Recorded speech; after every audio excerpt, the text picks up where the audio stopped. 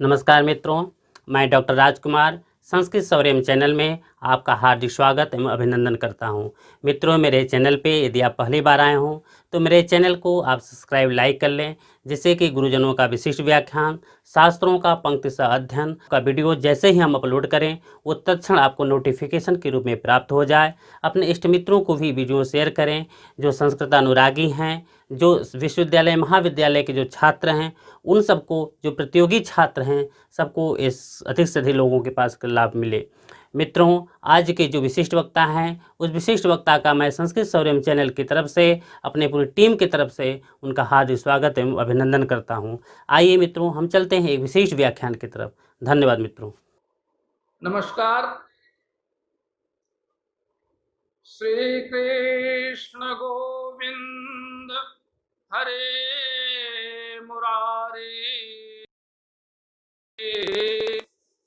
हे नाथ नारायण वासुदेव, हरे मुरारे मधुकैत भारे, निराश्रयं मां जगदीश रक्षु। शंभो महेश करुणामय शूलपाणे, काशीपते पशुपते पशुपाशनाशिनी, हे विश्वनाथ भवबीज जनार्तिहारिन्, संसार दुख गहना जगदीश रक्षु, संसार दुख गहना जगदीश रक्षा। आज हम सभी संस्कृत सौर्यम के कार्यक्रम में उपस्थित हैं और वर्तमान समय कोरोना संकट काल चल रहा है और इस कोरोना संकट काल में प्राचीन भारतीय जीवन शैली, प्राचीन भारतीय जीवन दर्शन, हमारी वैदिक परंपरा किस तरह से कोरोना विषाणु से बचाव में उपयोगी है, प्रभावी हो सकती है, हम कैसे अपने आप को बचा सकते हैं, इसके पर्याप्त उपाय हमारी प्राचीन भारतीय जीवन शैली में विद्यमान है। हम यदि ये देखें तो हमारी प्राचीन जीवन शैली, आध्यात्मिक परंपरा, वैदिक जीवन दर्शन, ये सब संस्कार प्रधान है। संस्कार से प्रवर्तित है हमारी जीवन शैली और संस्कार जो है शास्त्र से प्रवर्तित हैं। शास्त्र, संस्कार मूलतः धर्मशास्त्र से तात्पर्य यहाँ है। धर्मशास्त्र वेद से प्रवर्तित है, क्योंकि वेदो खिलो धर्ममूलम्, वेद ही संपूर्ण धर्मों का मूल है। आज जो स्थिति ये बनी हुई है, इसमें हम यदि प्राचीन जीवन शैली की तरफ दृष्टिपात करते हैं तो हमारा जीवन ही, संपूर्ण जीवन धर्म प्रधान, जो अभी मैंने बताया, संस्कार प्रधान बताया, तो आप देखेंगे कि जहां से जीव का जन्म होता है, जहां से जीव का उद्भव होता है, जहां से बीज रूप में गर्भ में आता है, वहां से गर्भाधान संस्कार से लेकर और अपवर्ग मोक्ष पर्यंत अंत्येष्टि पर्यंत पूरा यह जीवन, पूरी हमारी भारतीय परंपरा, वैदिक जीवन दर्शन, भारतीय जीवन शैली, आध्यात्मिक दर्शन, ये सब 16 संस्कारों में बंधा हुआ है। और इन 16 संस्कारों से ही गर्भाधान से लेकर के और अंत्येष्टि पर्यंत ये पूरा हमारा भारतीय जीवन संस्कार के क्रम से हम चलते हैं। और उन्हीं संस्कार के क्रम से ये हमारी भारतीय परंपरा में कल्पना की गई है कि जीवेम शरदः शतम पश्येम शरदः शतम, हम 100 वर्षों तक जिए। हमारे ऋषियों का जो जीवन दर्शन था,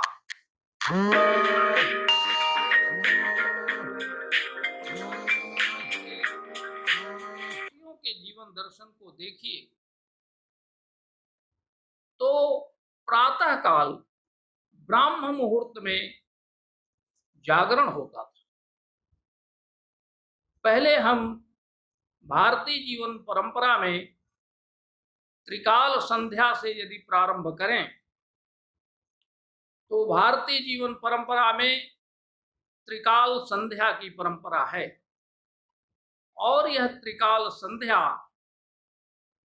हमारे जीवन की रक्षा करती है, हम सबकी रक्षा करती है, पूरे लोक की, संपूर्ण विश्व की, जिसे आज हम ग्लोबलाइजेशन कहते हैं, पूरे वैश्विक परंपरा की रक्षा करती है। और ये वैश्विक परंपरा जो भारतीय जीवन दर्शन से संचालित है और भारतीय जीवन दर्शन से ही संचालित होनी चाहिए। इसमें जब हम आते हैं तो ऋषियों का जीवन दर्शन त्रिकाल संध्या से ओतप्रोत है। और उन्हीं ऋषियों का जीवन दर्शन हमारा जीवन दर्शन होना चाहिए। और उसी जीवन दर्शन से यदि हम उस जीवन दर्शन में रहें, उसके अनुसार आचरण करें, तो अकाल मृत्यु नहीं होगी, रोग नहीं होंगे, हम दुखी नहीं रहेंगे, प्रसन्नचित रहेंगे, हमारा मन शुभ संकल्पों वाला होगा। विषय में आगे चलने से पहले मैं आपको ये संकेत दे देना चाहता हूं कि हमारा जीवन दर्शन त्याग, तपस्या और तपोवन आधारित हमारा जीवन दर्शन है। और उसी त्याग, तपस्या और तपोवन आधारित जीवन दर्शन को लेकर यदि हम आगे बढ़ते हैं तो कोई अकाल मृत्यु की, किसी कोरोना महामारी की स्थिति पैदा नहीं होने पाएगी और नहीं होती, और पहले ऐसा नहीं होता था। अब सबसे बड़ा संकट है कि क्या आज हम भारतीय जीवन शैली, प्राचीन भारतीय परंपरा के अनुसार जीवन जीते हैं क्या? एक बहुत छोटे मोटे अंदाज में मैं कहूं, आपको बता दूं कि प्राचीन भारतीय परंपरा में, भारतीय जीवन शैली में 3 बार संध्या और 1 बार भोजन का विधान था। आज आप देखिए हमारी जीवन शैली कितनी बदल गई है कि बहुत संस्कारवान घरों में जो लोग बहुत संस्कारवान हैं, वे कहीं प्रातःकालीन संध्या कर पाते हैं, और मध्याह्न संध्या तो लुप्तप्राय हो गई है। सायं संध्या भी नहीं के बराबर लोग कर पाते हैं। और प्रातःकालीन संध्या में भी आज का दौर इतना ग्लोबलाइजेशन का दौर हो गया है कि प्रातः काल जब हम उठते हैं तो भूमि को प्रणाम क्यों करेंगे, कहाँ से करेंगे? सबसे पहले हम मोबाइल का ही दर्शन करते हैं। प्रातः काल भूमि को प्रणाम करके और कराग्र दर्शन किया जाता है। लेकिन ये जीवन शैली इतनी बदल गई है कि हम ईश्वर को स्मरण न करके पहले सांसारिक दुनिया में आ जाते हैं, माया के प्रपंच में आ जाते हैं, और इसी माया के प्रपंच ने हमारे जीवन को जकड़ रखा है। इसमें सारी संध्याएं छूट जाती हैं। प्रातः संध्या काल की मैं बात कर रहा था। ब्राह्मे मुहूर्ते बुद्धेत धर्मार्थौ जाग चिंतये। ब्राह्म मुहूर्त में जगना चाहिए, उठना चाहिए और उठ करके धर्म और अर्थ का चिंतन करना चाहिए। यहां एक बात विचारणीय है कि धर्म और अर्थ क्या है। दोनों पक्ष यहां हैं। एक तो पुरुषार्थ चतुष्टय का जो धर्म अर्थ काम और मोक्ष है, इसमें धर्मार्थ काम मोक्षाणाम आरोग्यम मूलमुत्तमम, कि धर्म अर्थ काम और मोक्ष ये आरोग्य का मूल है। लेकिन कैसे आरोग्य का मूल होगा? धर्म का अन्वय सबके साथ है। धर्म और धर्म सम्मत अर्थ, धर्म सम्मत काम, और ये तीनों जब धर्म अर्थ काम एक साथ प्रवृत्त होते हैं, धार्मिक दृष्टि से, गलत तरीके से नहीं, वहां इसीलिए धर्म को पहले रखा कि धर्म सम्मत चिंतन करें, धर्म का चिंतन करें, और धर्म चिंतन के बाद अर्थ को दूसरे नंबर पर रखा। अर्थ का चिंतन करें, और अर्थ का चिंतन वैसे न करें कि संपूर्ण संसार का धन अर्जित कर लेना है। ये हमारी परंपरा नहीं है, ये हमारी संस्कृति नहीं है। हमारी संस्कृति क्या है अर्थ के संबंध में? तो हमारी संस्कृति ये है, तेन त्यक्तेन भुंजीत। हमारा ये शुक्ल यजुर्वेद का 40वां अध्याय है, जो ईशावास्योपनिषद के नाम से जाना जाता है। उसमें पहला ही मंत्र है, ईशावास्यमिदं सर्वम। इदं सर्वम जगत ईशावास्यम। ईशा माने ईश्वर से, व्याप्तम व्याप्त, सब जगह ईश्वर। हमारे धर्म अर्थ काम मोक्ष ये सब ये ईश्वर की विभूतियां हैं, ईश्वर की माया है। तो कहने का तात्पर्य यह है कि अभी मैं अर्थ की बात कर रहा था कि अर्थ का संचय, अर्थ का अर्जन धर्म से अनुप्राणित होना चाहिए, ईमानदारी से होना चाहिए, अपने श्रम से उपार्जित होना चाहिए।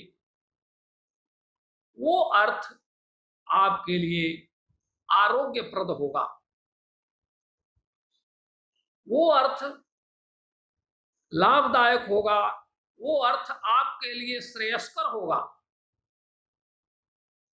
अब यहां श्रेय की बात यदि आ गई तो आप देखते हैं, कठोपनिषद में 2 मार्ग बताए गए हैं जीवन के, श्रेयस्य प्रेयस्य मनुष्यमेतस् द्वौ संपरित्य विविनक्ति धीरः। तो श्रेय और प्रेय, तो यहां हम अभी श्रेय की बात करें, और ये जितना मायात्मक क्या जगत, प्रपंचात्मक जगत है, वो प्रेय है, वो श्रेय नहीं है, वो प्रेय है।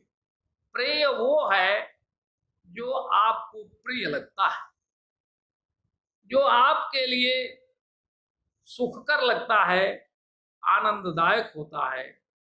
श्रेय वो है जो आपके लिए हितकारी है, इहलोक और परलोक दोनों में सद्गति प्रदान करने वाला है। अब हम धर्म की बात कर रहे थे कि हमारा जीवन धर्म से अनुप्राणित होना चाहिए। भारतीय जीवन शैली बहुत व्यापक है, बड़ी लंबी इसकी परंपरा है, और ये यहाँ मैं केवल बिंदु मात्र का संकेत करूंगा, क्योंकि ये वक्तव्य बहुत लंबा है, बहुत विस्तृत है। तो धर्म मूलक अर्थ और धर्म मूलक काम, तो ये धर्म, अर्थ और काम जब तीनों एक साथ मिलकर के, तीनों का त्रिभुज, तीनों की त्रिवेणी, तीनों जब एक साथ मिलेंगे तब जाकर के निर्वाण, मोक्ष की प्राप्ति होती है। यहां हम मोक्ष की प्राप्ति तो बात की बात है, जो वर्तमान संकट है कोरोना विषाणु का, उससे मुक्ति के उपाय की, उससे रोकथाम कैसे हो, इसमें भारतीय जीवन शैली कहाँ तक कारगर है, इस बारे में हम यहाँ बात कर रहे हैं।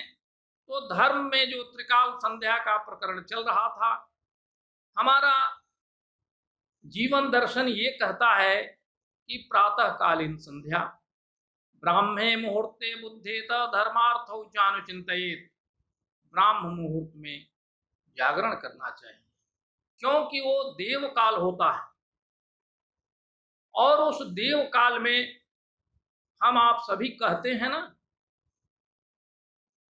कि समय पर कोई चीज अच्छी लगती है। तो हर जीवनचर्या में हर कार्य के लिए समय बनाया गया है। अब जैसे प्रातःकालीन सूर्य को अर्घ देने का समय है, वो संध्या काल है, और संध्या काल का तात्पर्य क्या है? संधि। संधि माने दोनों का मिलन, जहां दोनों एक दूसरे से मिलने की स्थिति में हैं, मिल रहे हैं। क्योंकि संधि के पहले आता है, थोड़ा सा व्याकरण शास्त्र आप ले लें तो संहिता, परः सन्निकर्षा संहिता, वहां वर्णानाम अतिशय सन्निधि संहिता संज्ञः स्यात्। तो संधि काल क्या है? एक तरफ रात्रि का समापन, रात्रि समाप्ति की तरफ है, और सूर्य उदय की तरफ है। तो दोनों में आधा प्रातःकालीन संध्या, सूर्य का अर्घ देने का समय क्या है? आधा सूर्य का गोला लालिमा आधा दिख रहा हो और आधा क्षितिज में हो, वो प्रातःकालीन अर्घ का समय होता है। उस समय जब आप अर्घ देते हैं तो उसमें एक जो जीवंतता होती है, वो ऊर्जा होती है, वो सीधे आपके शरीर में प्रविष्ट होती है। वो दैवी ऊर्जा होती है, और यदि दैवी ऊर्जा शरीर में प्रविष्ट हो जाए और दिन के प्रारंभ में ही प्रविष्ट हो जाए, तो कम से कम दिन भर, संपूर्ण दिन पर्यंत तो आपको कुछ होने वाला नहीं है, कम से कम अकाल कोई दुख आने वाला नहीं है। ये प्रातः संध्या का, प्रातः सूर्य के अर्घ देने का इतना दूरवर्ती परिणाम है, इतना दूरवर्ती फल है। सूर्यार्घ की ये फलश्रुति है। अब ये एक बात हुई सूर्य को अर्घ देने का समय। इसके बाद जब सूर्य को अर्घ्य आप दे लेते हैं, तो हमारा जो गायत्री मंत्र है, ये मंत्र वास्तविक रूप में सूर्य का है, ऋग्वेद 3:62-10 तीसरे मंडल के ऋषि विश्वामित्र हैं। और 3:62-10 का ये मंत्र है, शुक्ल यजुर्वेद में भी मंत्र है, अथर्ववेद में भी, सबके संदर्भ अलग अलग हैं। तो ये भी गायत्री मंत्र कहाँ कहाँ मिलते हैं, किन रूपों में मिलते हैं, यह एक स्वतंत्र व्याख्यान का विषय है। यहाँ बहुत बिंदुवत मैं चल रहा हूं। तो ये गायत्री मंत्र सूर्य देवता का मंत्र है। सावित्री जिसे हम कहते हैं सविता देवता का। गायत्री क्यों कहते हैं? इसलिए कि ये त्रिपदा गायत्री छंद में 3 पद हैं, एक वर्ण में, एक छंद में, एक चरण में 8 वर्ण और तीनों में 8 तरीके 24 वर्ण। तो इस गायत्री मंत्र को सूर्य के सामने, सूर्य उदित हो रहा है, आप अर्घ दे लिए, और सूर्य अर्घ के बाद सद्य वहीं पर उपस्थित होकर के, बैठ करके, यदि आप कम से कम 3 माला, त्रिपदा गायत्री है, तो 3 माला यदि आप गायत्री का जप नित्य करते हैं, प्रातः, मध्याह्न और सायं, यदि तीनों काल में करते हैं तो ये तो और उत्तम बात है। लेकिन यदि प्रातः सायं भी करते हैं तो भी उत्तम है। प्रातः किए उतना भी उत्तम है, 1 घड़ी, आधो घड़ी, आधो में पुनिया। तो कहने का मतलब यह है कि वो रक्षा करता है। गायत्री सृजनात्मक मंत्र है, उत्थानात्मक मंत्र है, और ये क्रिएट करता है, एनर्जी क्रिएट करता है, ऊर्जा देता है, और आपके मार्ग को प्रशस्त करता है, मेधा को प्रशस्त करता है, विवेक को जागृत करता है, बुद्धि देता है कि आप अपने कार्य में प्रवृत्त हो। इसलिए कि वो मंत्र ही ये कहता है, यहां से मंत्र प्रारंभ होता है, तत्सवितु ओम भू भुवः स्वः। ये तो प्रारंभिक है और व्याहृतियां हैं। आगे मंत्र जो है वास्तविक है, तत्सवितुर्वरेण्यम भर्गो देवस्य धीमहि धियो यो नः प्रचोदयात्। हम उस सविता देवता के भर्गः तेज का ध्यान करते हैं जो हमारी बुद्धि को प्रचोदयात् मने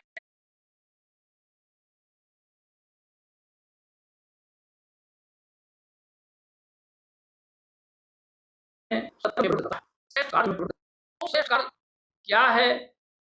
अब यदि हम वेद की दृष्टि से विचार करें, श्रेष्ठ कर्म क्या है, तो एक ही श्रेष्ठ कर्म बताया गया है, और वो क्या है?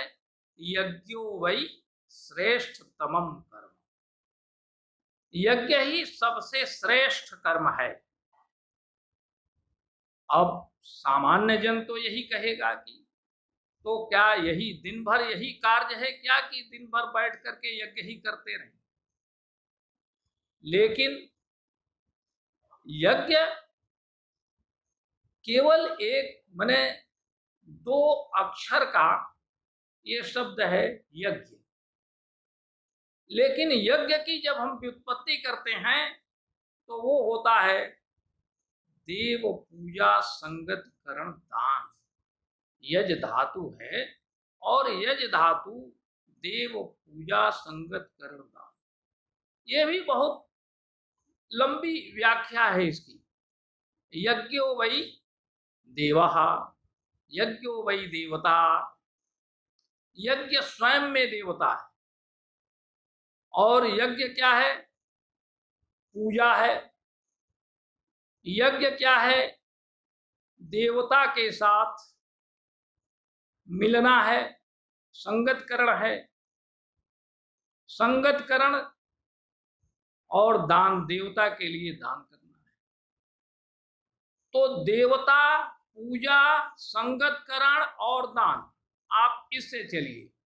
और यदि एक साथ लीजिए तो यज धातु का देव पूजा, देव पूजा एक साथ लीजिए तो देवता की पूजा हो जाएगी। और देव संगठकरण, देवता के साथ संगतकरण यानी देवता के साथ जुड़ना, और देवता के लिए दान, देव पूजा, संगतकरण और दान। तो फिर देव पूजा, देव संगतकरण और देव दान, यानी देवता के लिए पूजा करना, देवता के साथ संगतकरण, देवता के साथ जुड़ना और देवता के लिए दान करना। और इसमें भी कहा गया है हवन के प्रकरण में, देवतोद्दिष्ट हविर्त्याग याग, देवता को उद्दिष्ट करके जो हवि का त्याग किया जाता है वो याग है। अब याग स्वयं में वैदिक धर्मशास्त्र का लंबा प्रकरण है। ये तो प्राचीन जीवन शैली के अंग हो गए। कोरोना पर मैं आ रहा हूं कि ये जीवन शैली कोरोना के प्रतिरोध में, कोरोना से बचाव में कैसे कारगर है। मित्रों, एक बात बहुत स्पष्ट मैं बता दूं कि जो भी महामारी होती है, जो भी समय आता है, जो भी रोग होते हैं, वे सभी रोग पाप के कारण होते हैं। आप कहेंगे कि क्या बाल बच्चे जितने को रोग हो रहे हैं सब पाप के कारण हो रहे हैं?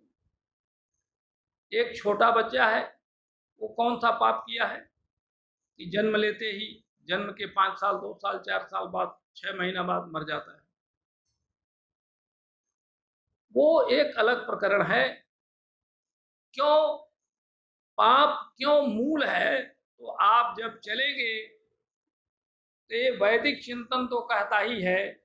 विष्णु पुराण में जब आप चलेंगे तो 7वें अंश में जाएंगे तो वहां देव और असुर दोनों की उत्पत्ति के बारे में प्रकरण आया है। और वहां ये लंबा प्रकरण है, किससे कौन हुआ, ये रोग हैं, दुख हैं, शोक हैं, व्याधि हैं, जरा है, तनाव है। ये सब रोग जो है ये पाप की फलश्रुति है। यदि पाप नहीं है तो रोग नहीं होगा। और सबके अलग अलग नाम हैं, कौन किसका पति है, कौन किसका बच्चा है, कौन किसकी बेटी है, कौन किसका पिता है, ये सब उसमें लंबा प्रकरण है। हिंसा भार्या तो धर्मस्य, तो वो कई 20-25 श्लोकों में वो प्रकरण आता है। और वेदना और दुख, नरक से ये क्या उत्पन्न हुए, तो दुख को उत्पन्न किया।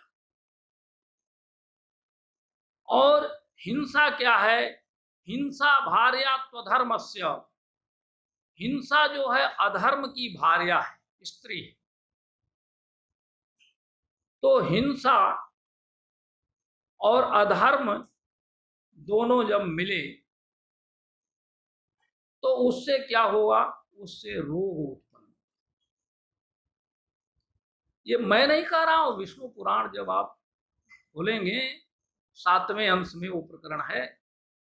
अंश में विभक्त है विष्णु पुराण, जो अध्याय की जगह अंश है, तो उसमें दिया गया है।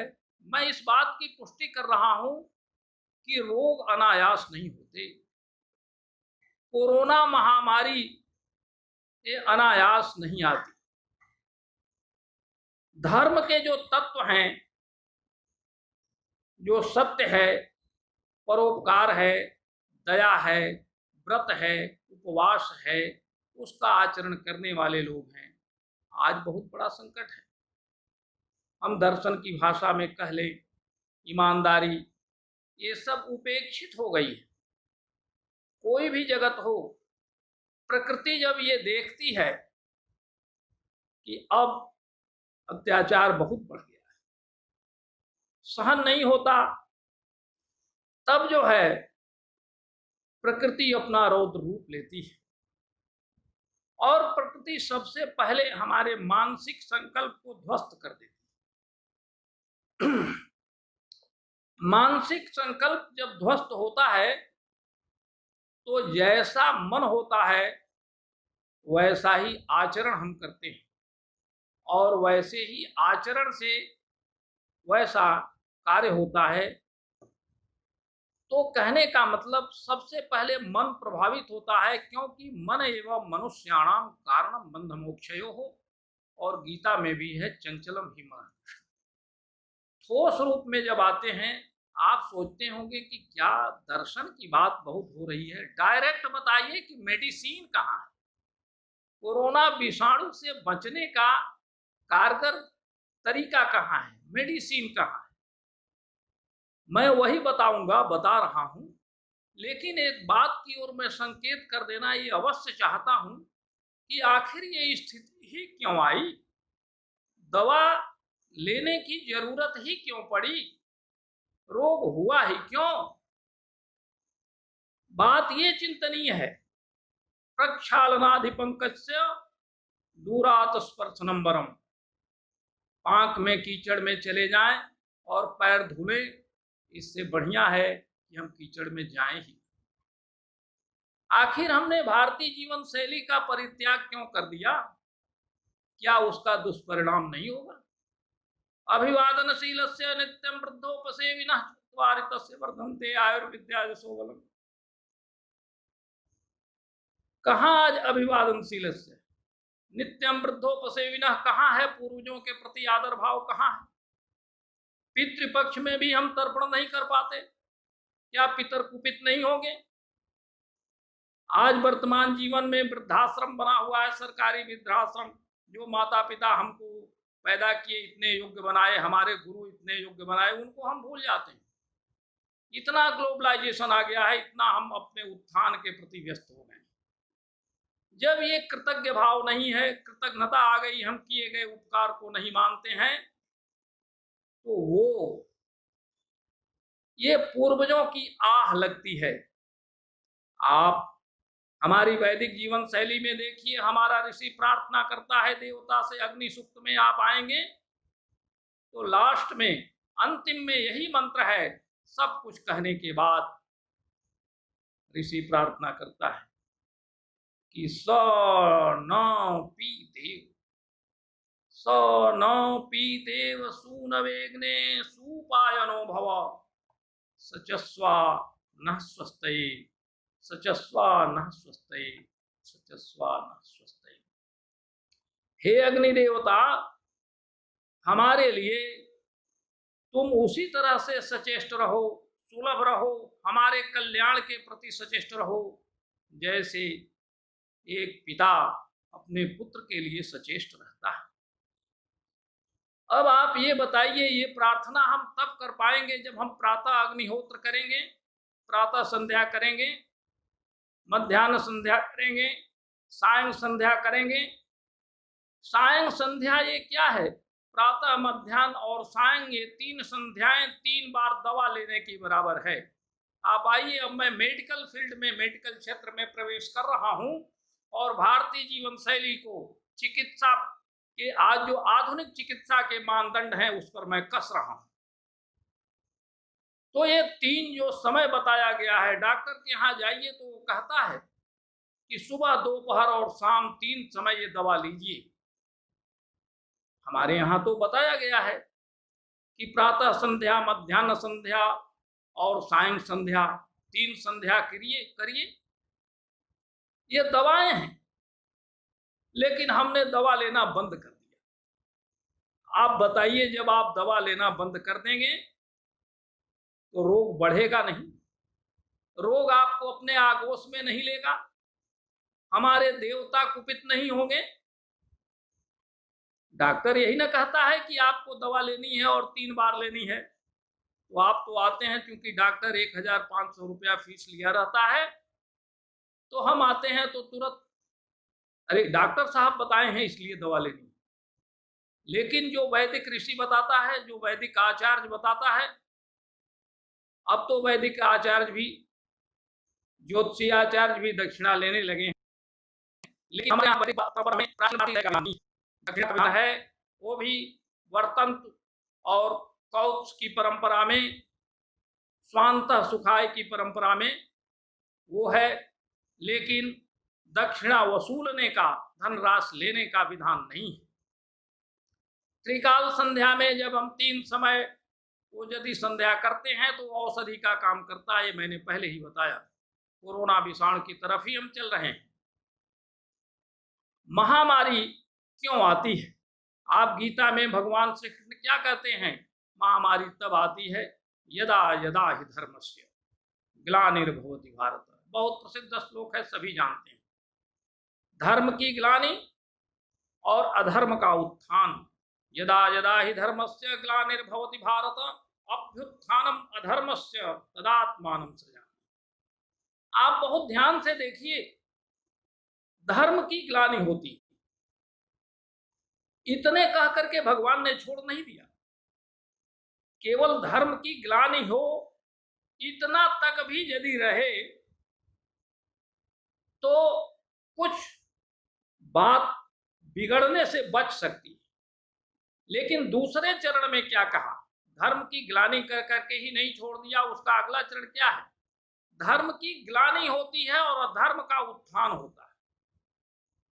तो ग्लानि होगी, ग्लानि, धर्म नीचे जा रहा है और अधर्म ऊपर जा रहा है। अब एक समय ऐसा आ गया कि धर्म एकदम तलहटी में चला गया, पाताल में चला गया, और अधर्म एकदम आपके सर पे चढ़ गया। तो अधर्म जब सर पे चढ़ गया, आपको परीक्षित की बात बता दूं। राजा परीक्षित, वो मानधाता, जब उन्होंने श्रृंगी ऋषि के गले में सर्प डाल दिया था, उससे पूछा मानधाता से कि कहाँ हम जगह लें, तो उन्होंने कहाँ जगह दिया? कलयुग से। बहुत बताया, बहुत संक्षेप में बता रहा हूँ। श्री कृष्ण सीरियल में आ रहा था, तो एक अच्छी जगह मांगा, और तो सब जगह जो दिया उसने सोने में जगह दिया, और सोना उनके मुकुट में था।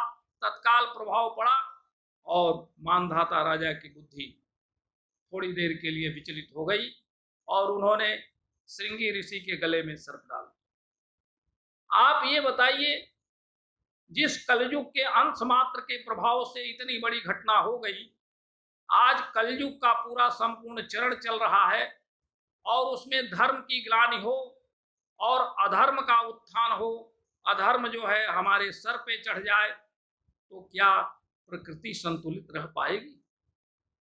और ये अधर्म करने वाले कौन लोग हैं? आप डॉक्टर के पास जाते हैं तो वो केस हिस्ट्री पूछता है।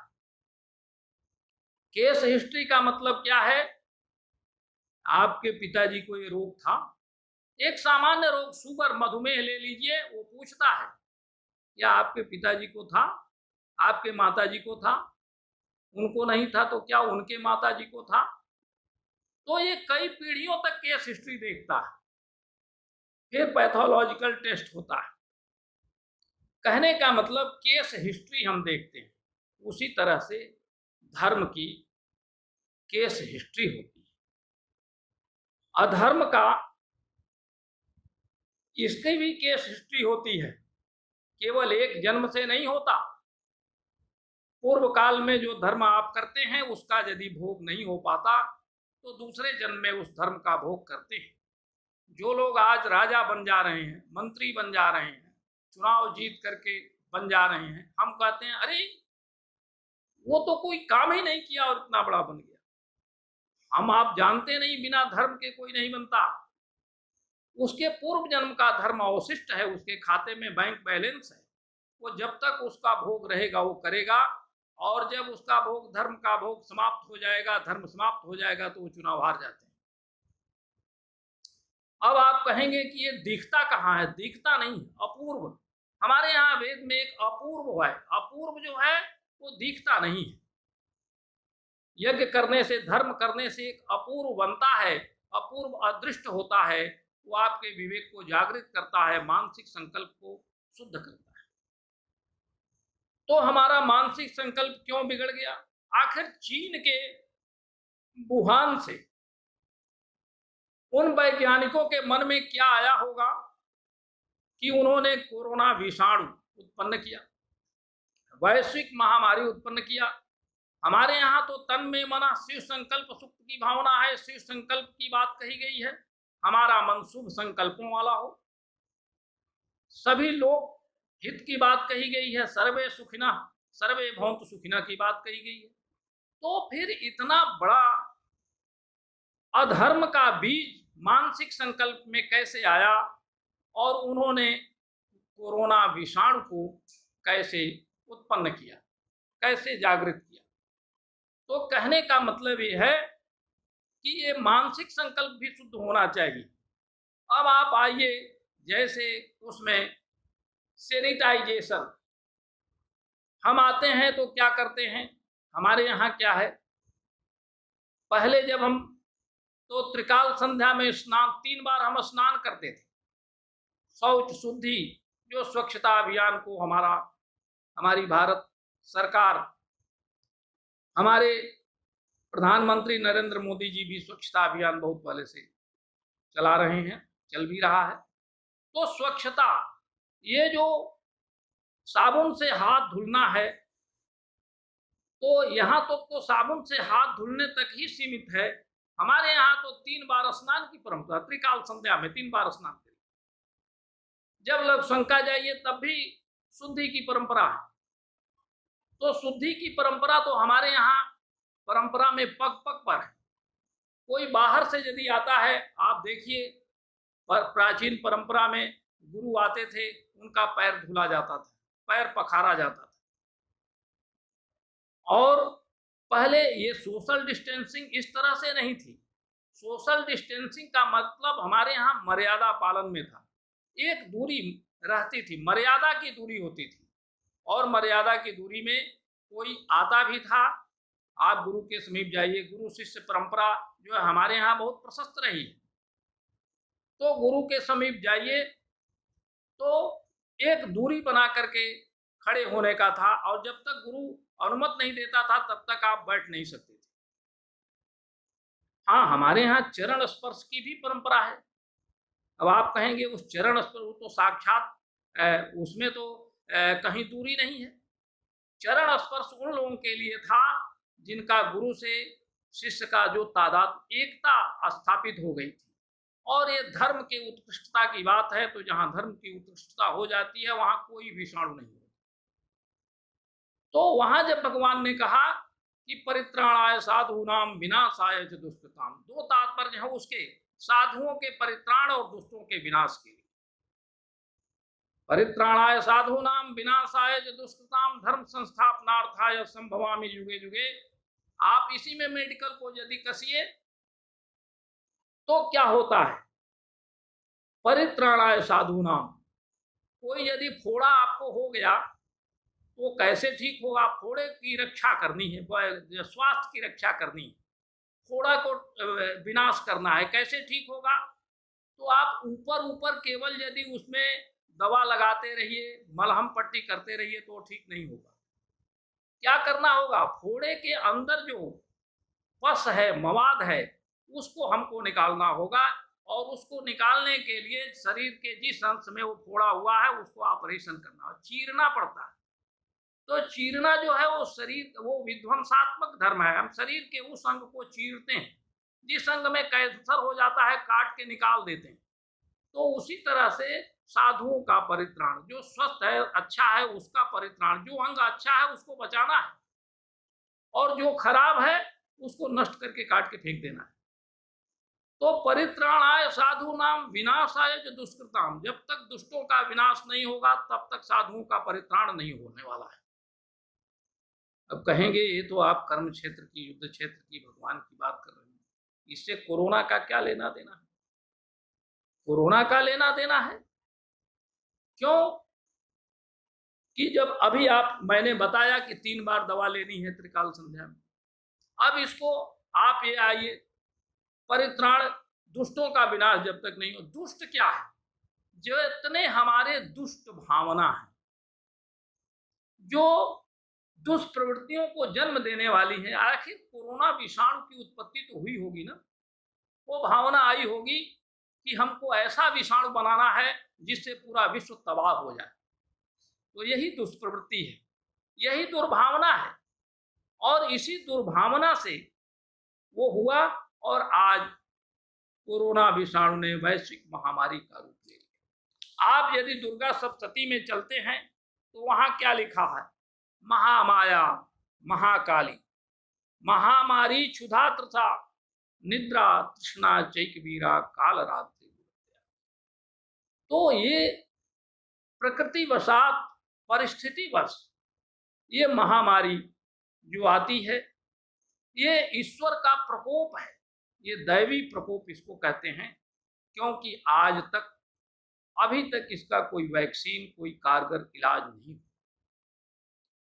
तो हमारे यहाँ तो मंत्रों में यदि मंत्र चिकित्सा की आप बात करें तो वहाँ रुद्र सुक्त में आया है, हम प्रार्थना करते हैं मानो महांतमुत मानो अर्भकम मानौ क्षन्तु मानौ क्षितम मानो वदी पितरम मोदमातरम मानः प्रियास्तन्वो रुद्ररीरिषः। हमारे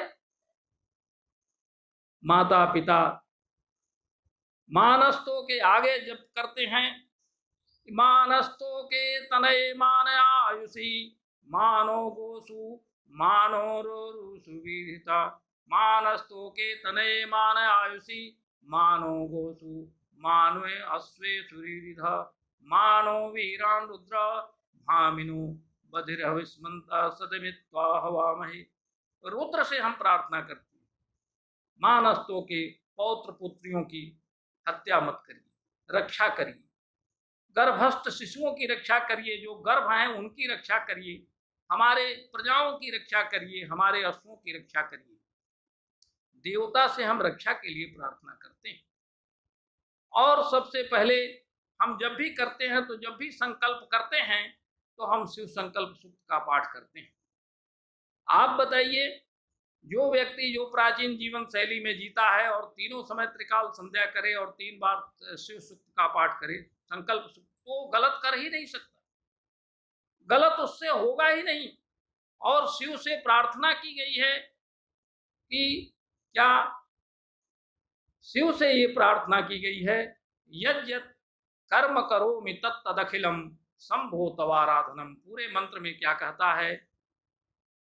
माँ आत्मा तुम गिरिजामती सहचरा प्राण शरीरम गृहम पूजाते विषयोपभोग रचना निद्रा समाधिस्थिति संजारः पदयो प्रदक्षिण विधि स्तोत्राणि सर्वा गिरो यद्यत् कर्म करोमि तत्तदखिलम शंभो तवाराधनम।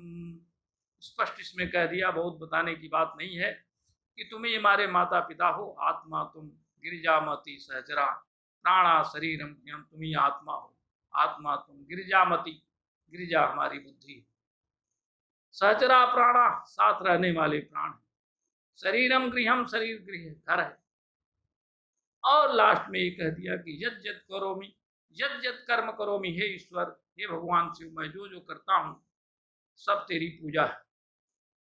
जब आप ऐसी भावना से ईश्वर को समर्पित करके कार्य करेंगे तो कोई गलत कार्य आपसे नहीं होगा, और गलत कार्य नहीं होगा तो गलत परिणाम नहीं होगा, क्योंकि हमें कर्म का विधान है, कर्मण्येवाधिकारस्ति मां फलेषु कदाचन। जैसा आप कर्म करेंगे वैसा फल होगा। आप पुण्य का कर्म करेंगे पुण्य फल होगा, पाप कर्म करेंगे पाप फल होगा। पुण्य पाप ये दोनों ईश्वर की विभूतियां हैं, ईश्वर के द्वारा बनाए गए, और कर्म का फल निश्चित है। अवश्यमेव भोक्तव्यम उत्कृतम कर्म शुभाशुभम। तो कर्म का फल जन्म जन्मांतर तक निश्चित है। आप रामायण सीरियल देखें, कृष्ण सीरियल देखें, महाभारत देखें, अमुक अमुक जन्म में उसके अनुसार तपस्या किया, उसने ये अस्त्र ले लिया, वो अस्त्र ले लिया, सभी ने, और उसके जन्म जन्मांतर में ईश्वर उसके फल को निभाता है, देता है। अब यदि हम ये कहते हैं कि यदि कोरोना विषाणु की दवा क्या है, आज तक कोई दवा उसकी नहीं खोजी जा सकी। आज तक हमारे वैज्ञानिक, हमारे चिकित्सा शास्त्री कोई दवा नहीं खोज पाए या हमारे ही नहीं पूरे विश्व में इसके लिए कोई दवा आज तक नहीं आ पाई। आखिर इसका क्या कारण है? हमें इस पर भी मंथन करना चाहिए। क्या हमारी मेधा शक्ति इतनी कमजोर हो गई है कि एक विषाणु ऐसा आया जिसकी दवा हम नहीं खोज पा रहे हैं, जिसकी काट हमारे पास नहीं है, जिसका उपाय हमारे पास नहीं है? ये बड़ी चिंतनीय बात है। और यदि नहीं है, हमारे पास है नहीं या हमारे चिंतन पथ में नहीं आ रहा है, दो बातें होती हैं। एक तो चेतन और अचेतन, तो सुषुप्ति और जागृत। कुछ ज्ञान ऐसे होते हैं जो अचेतन मन में होते हैं और जो चेतन मन में होता है वो ज्ञान प्रत्युत्पन्न मति में रहता है। अमुष्य विद्या रसना नर्तकी, विद्या वही है जो रसना जिह्वा पर नाचती रहे, यानी जिह्वा के आगे रहे। पुस्तक स्था तुझा विद्या पर हस्तगतम धनम कार्य काले समुत्पन्ने न सा विद्या न तद्धनम। तो विद्या पुस्तक में है वो काम नहीं आती, विद्या वो काम आती है जो तात्कालिक उपयोगी हो, आपको याद हो। तो ये बहुत मंथन का विषय है और चिंतन का विषय है और चिंता का भी विषय है कि आज तक कभी ऐसा नहीं हुआ कि हमारे भारतीय मनीषियों ने, भारतीय चिकित्सा शास्त्रियों ने, भारतीय विद्वानों ने, अपने अपने क्षेत्र के अलग अलग विद्वान हैं, चिकित्सा के, तकनीकी के, ज्ञान के, अर्थशास्त्र के, फिजिक्स के, भौतिकी, फिजिक्स, केमिस्ट्री, मैथ, सब ये जो सब विषय हैं, तो कहने का मतलब है कि इसका कोई उपाय क्यों नहीं आ रहा है चिंतन पथ। हमारे ऋषि मुनि तो उनके पास कोई ऐसी स्थिति नहीं आती थी जिसका उपाय उनके पास न हो, और वो सीधे विद्या का आधान करते थे। आप देखे होंगे जब कोई आशीर्वाद देता है ऐसे कह करके, तो उससे हाथ से रेजें निकलती थी, किरणें निकलती थी। आज वो स्थिति नहीं है। क्यों नहीं है? हमारी जीवन शैली बिगड़ चुकी है, प्राचीन जीवन शैली उस स्थिति में। तो आज की स्थिति पहले की स्थिति से पर्याप्त भिन्न है।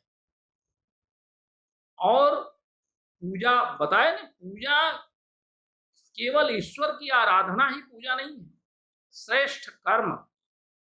अब वैज्ञानिकों की तरफ यदि मैं बताऊं तो श्रेष्ठ कर्म चिकित्सा क्षेत्र में जो लोग हैं, जो जिस क्षेत्र में हैं, स्वे स्वे कर्मणि अभिरता संसिद्धिम लभते जन, तो अपने अपने क्षेत्र में रहते हुए संसिद्धि को प्राप्त करना है।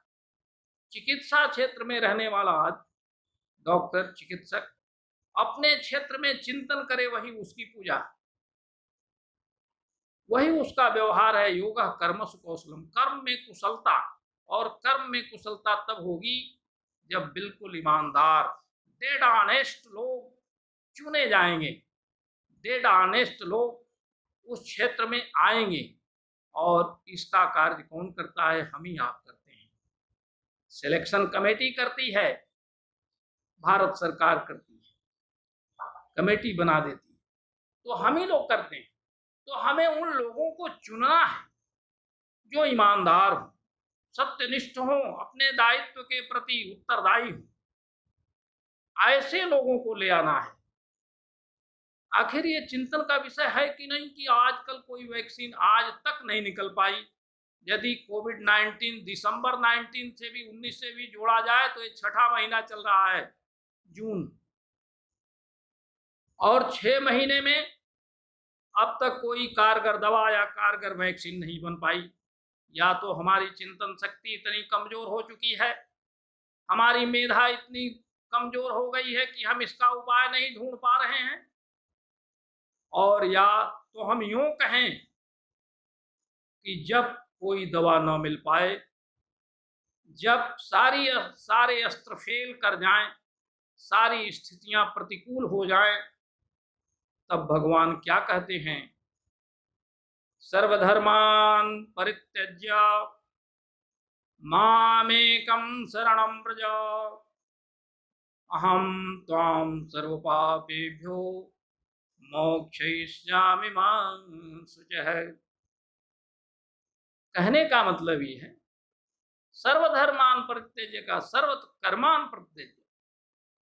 हम सारे प्रयास भी अपने करते रहते हैं, भौतिक कर्म भी करते रहते हैं सफलता के, और भगवान के भी भरोसे रहते हैं।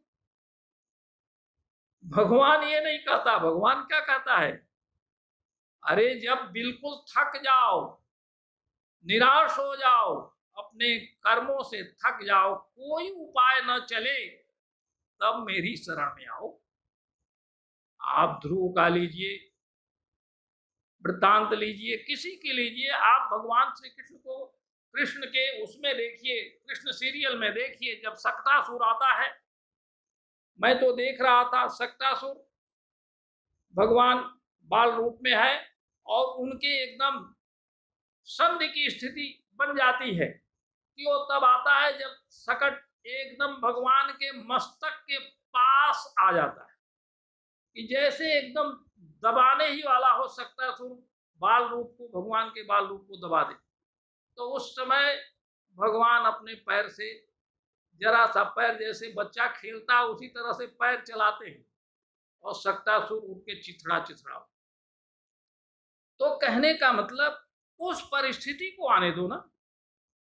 द्रौपदी ने पहले भगवान को नहीं पुकारा था, तो मैं इस तरफ चल रहा था कि जब कोई दवा कारगर न हो, उसी प्राचीन भारतीय शैली पर मैं आ रहा हूं। दवाई तो हम खोज रहे हैं, दवा ढूंढ रहे हैं, हमारे वैज्ञानिक लगे हुए हैं, चिकित्सा शास्त्री लगे हुए हैं, लेकिन आखिर ये भी तो चिंता का विषय है कि 6 महीने बीत गए और कोई दवा नहीं बन पा रही।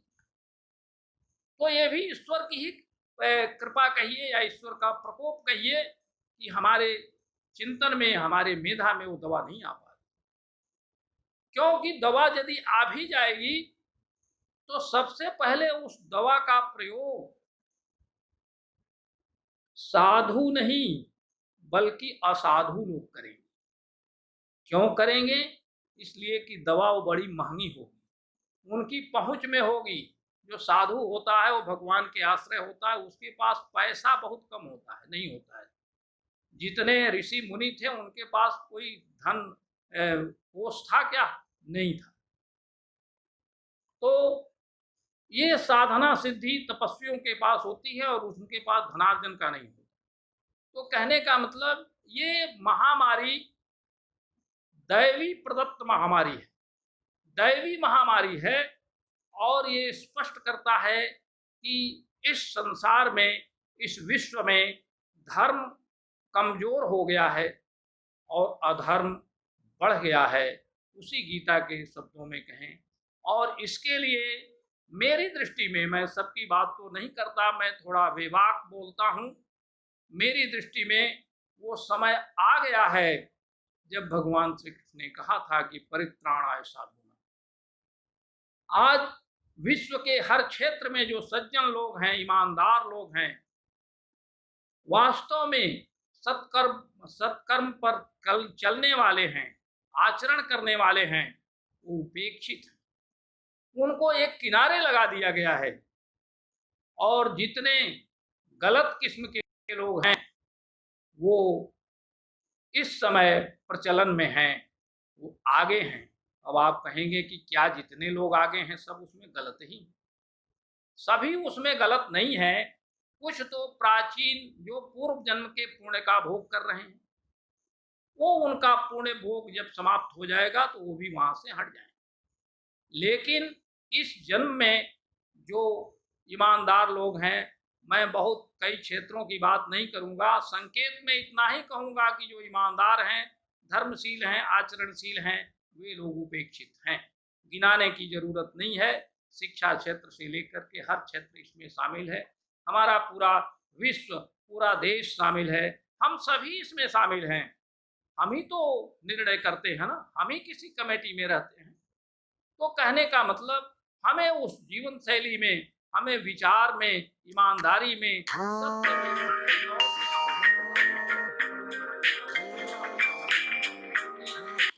उस जीवन शैली में जहां सत्यम वद और धर्मम चर, सत्य बोलने और धर्म का आचरण करने की बात आती है, तो वहां ऋषि दीक्षांत के समय यह भी कहा जाता है कि यानी अनवद्यानि कर्माणि। हमारा आचार्य जब ब्रह्मचर्य आश्रम से दीक्षा दे, शिक्षा दे करके दीक्षांत कराता है, वो ऋषि कहता है कि सत्यम व धर्मम चर स्वाध्यायन मां प्रमदा। मातृदेवो भव, पितृदेवो भव, आचार्य देवो भव, सत्यान्न प्रमदितव्यम, धर्मान्न प्रमदितव्यम, यानि अद्यानि यानि अस्माकं सुचरितानि तानि सेवितव्यानि नो इतराणि, यानि अनवद्यानि कर्माणि तानि सेवितव्यानि नो इतराणि। जो हमारे निर्दोष कर्म है उन्हीं का आचरण करें। तो हमेशा निर्दोष कर्म का आचरण करने का उपदेश किया गया है। तो हम स्वयं में सोचें, क्या हम निर्दोष कर्म करते हैं? निर्दोष कर्म नहीं हो पाता, कुछ न कुछ उसमें दोष आ जाता है। ठीक है, ये जीवन है, लेकिन हम अधर्म को हावी न होने दें। हमारी जीवन शैली में आप देखिए, आज हम क्या करते हैं, मास्क लगा रहे हैं। मास्क, शुद्ध वायु, शुद्ध वायु, मास्क लगाने की जरूरत क्यों आ पड़ी? इसलिए कि हमारे वायु जो है प्रदूषित हो गई है, हवा प्रदूषित हो गई है। क्यों? इसलिए कि अब तो यज्ञ यागादि बहुत कम हो रहे हैं, उतने मात्रा में नहीं हो रहे हैं जितना होना चाहिए। तो पहले उसमें जो औषधियां होती थी, इसीलिए कहा औषधया शांति वनस्पतया शांति, जो जड़ी बूटियां होती थी वो वायु को प्रदूषित होने से बचाती थी, जल को प्रदूषित होने से। हमारे यहाँ ये है कि न फेंकिए, कहाँ न फेंकिए, नाप समुद्रम पुरी नाप समुद्रम पुरी से न भस्मन्न गोब्रजे, मनुस्मृति कहता है, धर्मशास्त्र कहता है, याज्ञवल्क्य स्मृति कहता है, कहाँ कहाँ गंदगी नहीं करनी चाहिए, नहीं फेंकना चाहिए। तो हमने जो है प्रदूषण को बढ़ाया है, हम ही को घटाना पड़ेगा।